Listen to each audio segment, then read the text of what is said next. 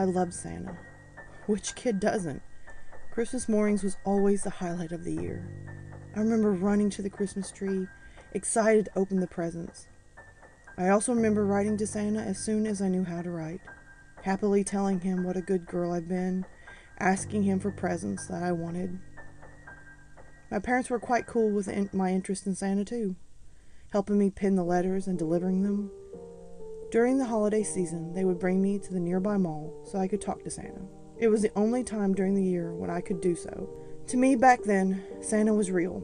His presents every year were good enough proof for me. Until the year my parents died. I was 6 years old then. They had gone out for Christmas shopping, leaving me with the babysitter. The memory of that night still fresh with me. The image of 2 uninformed police knocking on my door. The shock of the look on my babysitter's face.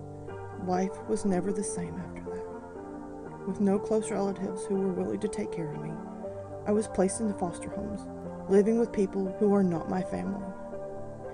It was with my first foster family when the gifts from Santa stopped coming. Santa is not real, my foster mom would tell me, created by greedy capitalists. When I asked her to help send my letters to Santa, my 7-year-old mind could not even comprehend the word capitalist then.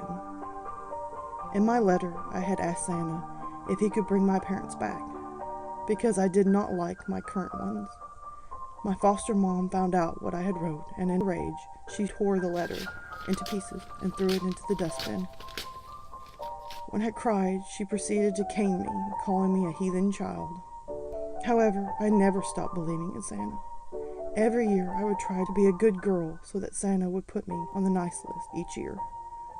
I would write the same letter to him, telling him that I don't want any presents. I just want my parents. Every Christmas Eve night, I would quietly sneak down the house, hoping to see him, but I never did. Until December, when I was 11 years old. I was walking home when I passed by a convenience shop. I saw a man dressed like Santa driving in the back alley, and being the child that I was, I saw it a chance to finally set things straight with Santa. I ran after the car, without even thinking twice, towards the back alley of the row of shops. I remember calling out to him, excited as he exited the car, asking him about my wish. Boy, was I in for a rude awakening. The Santa was far from the cheery old guy that I had believed in. He was badly shaven and stank from cigarette smoke and alcohol. When I tried to talk to him, he simply pushed me away, shouting that Santa doesn't exist before pulling down his pants to reveal a sight that I cannot forget until today. He laughed mockingly when he saw my shocked face before disappearing into the shops. It was then I realized that my foster mom was right. Santa doesn't exist. When I got back home, I wrote an angry letter to Santa. I knew he was fake, but I needed a place to rant. I accused him of being a phony, a good-for-nothing liar, a fake who robs children of their hope. I called him a bunch of other colorful language that I picked up from school. And finally, I told him straight that he doesn't exist, and I would stop believing in a no-good liar who can't fulfill anyone's wishes. When I was done, I walked down to the kitchen, turned on the stove, and set the letter on fire. What the heck was Santa, I thought, feeling betrayed and lied to. Over the next few days, I spent my free time trying to spread my hurt to as many young children as possible. I went to playgrounds and called out loudly that Santa doesn't exist. I remember going to malls and pulling off the fake beards away from those Santas. I made more than a few kids cry, something I was extremely proud of. If I can't have Santa, no one could. Christmas Eve eventually came, and I remember lying in bed, looking at the ceiling in the dark, thinking about my first Christmas night where Santa stopped being real for me. I wanted to fall asleep, to get over and done with Christmas this year. There was an uneasy feeling inside me that prevented me from closing my eyes. I don't know how long I laid in my bed with my eyes awake, but a knocking sound on my bedroom door jolted me upright. I sat up and I stared at the door, wondering if my mind had made that noise up. And then it came again. 3 quick knocks on the door. Mom? Dad?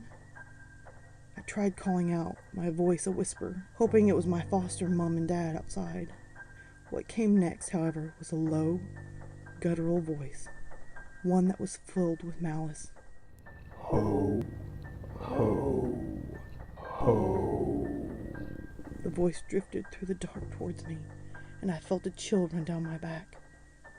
Going into panic mode, I shouted for my foster mom and dad, "Mom! Dad!" No reply. There was no sound coming from the room next to mine. No acknowledgement. Only the silence and the dark remained constant. I called out again, one more time. This time more desperate. "Mom!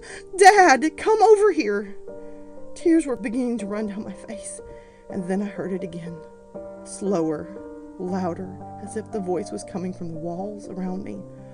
Ho, ho, ho. Followed by 3 loud knocks on the door, each getting progressively louder. Not knowing what else to do, I covered myself with my blanket, trembling underneath. I was crying like a baby out of full terror, repeatedly calling for my foster parents. As I hid underneath my blanket, I heard the sound of the doorknob turning, followed by the sound of the door slowly creaking open. I wrapped myself tighter with the blanket, as the sound of heavy footsteps headed towards me stopped only inches from my bed. You've been a real naughty girl, Jill. Tried to tell people I don't exist. Came the voice above me, dragging each word in a low, eerie tone. My whole body felt goosebumps, and as soon as I heard them, my eyes shut tight, hoping that it would just go away. I called for my foster parents again, in one last desperate attempt for help. The voice laughed mechanically when I did that. You don't have to worry about them any longer. It gloated. In fact, I brought your real parents instead. As soon as he finished his sentence, a pang of disgusting smell hit my nose, causing me to gag beneath my blanket. I heard the sound of feet dragging across my floor, also stopping inches from me. Then I felt warm breath just not far from me. The gagging smell almost overpowered my senses. And then the voices that came next made me freeze. Jill, our baby girl, how have you been doing? It was the voice of my parents, my biological parents, speaking in perfect unison. It sounded like them, but at the same time it did not. Their voice was raspy and distorted, draggy, like they were using tremendous effort just to speak. Look, I even brought back your parents just to fulfill your wish. The first voice said. I resisted the urge to peek out of the blanket, feeling that it was the last thing keeping me safe from whatever that was standing beside me. It was then when I felt 2 bony hands touch my back, followed by the raspy voice of my parents.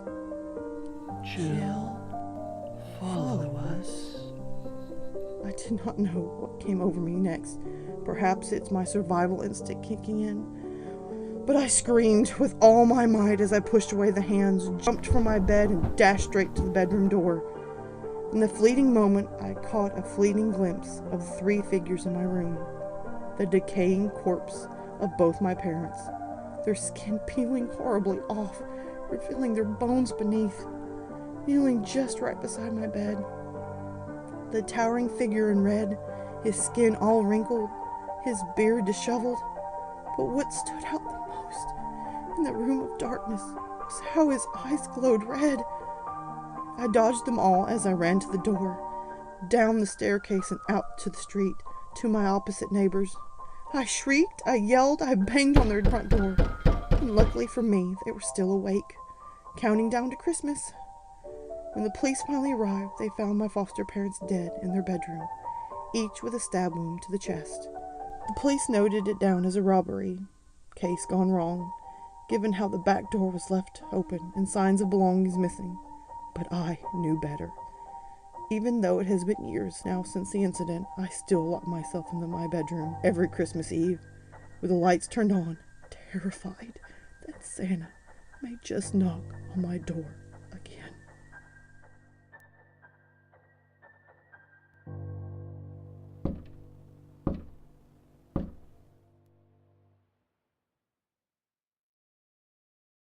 I love